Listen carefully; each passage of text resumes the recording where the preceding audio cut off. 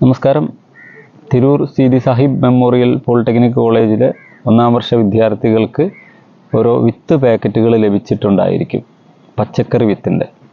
ആ വിത്ത് പാക്കറ്റുകൾ എങ്ങനെ മുളപ്പിക്കണം, എങ്ങനെ കൃഷി ചെയ്യണമെന്നാണ് പറയുന്നത്. അതിൽ മുളക്, ചീര, വഴുതന, തക്കാളി പോലെയുള്ള ഏതെങ്കിലും വിളകളുടെ വിത്തുകളുണ്ടെങ്കിൽ അതൊന്നും നനച്ച് വെക്കേണ്ട ആവശ്യമില്ല, അതായത് വെള്ളത്തിലിടേണ്ട ആവശ്യമില്ല. എന്നാൽ പയറ്, വെണ്ട, മത്തൻ, കുമ്പളം, അതുപോലെ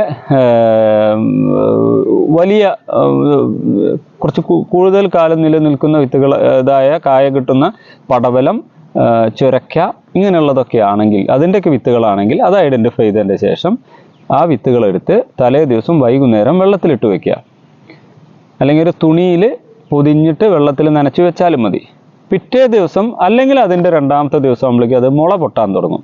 നനച്ച് വെച്ച വിത്തുകൾ, ആ വിത്തുകൾ ഗ്രോ ബാഗിൽ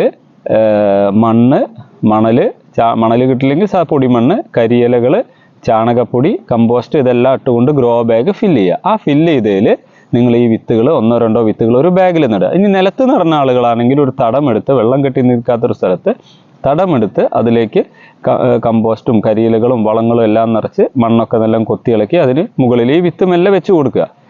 അത് മുളച്ച് വലുതായിക്കോളും. ഇനി ചീര, തക്കാളി, വഴുതന മുതലായ ചെറിയ വിത്തുകൾ നനച്ചാൽ എടുക്കാൻ കിട്ടില്ല, നനയ്ക്കാനും ബുദ്ധിമുട്ടാണ്. അപ്പം അത്തരം വിത്തുകൾ കൊത്തി ഇളക്കിയ ഒരു സ്ഥലത്ത് പാകി മുളപ്പിക്കാനേ പറ്റുള്ളൂ. ഇങ്ങനെ നിങ്ങൾക്ക് കിട്ടിയ വിത്തുകൾ ആദ്യം മുളപ്പിച്ചെടുക്കുക. അപ്പോൾ അടിവളമായിട്ട് കമ്പോസ്റ്റ് അല്ലെങ്കിൽ ചാണകപ്പൊടി എല്ലാം വിതറി കൊടുക്കണം. അല്പം എല്ലുപൊടി കൂടി കൊടുത്താൽ വളർച്ച വളരെ വേഗത്തിലാവും. എന്നിട്ട് നിങ്ങളുടെ ഈ തൈകളൊക്കെ ആദ്യം ഒന്ന് മുളപ്പിച്ചെടുത്ത് അതിൻ്റെ വീഡിയോ അല്ലെങ്കിൽ ഫോട്ടോ NSS ഗ്രൂപ്പ് ലീഡേഴ്സിന് എത്തിച്ചു കൊടുക്കുക, അധ്യാപകർക്ക് കൊടുക്കുക.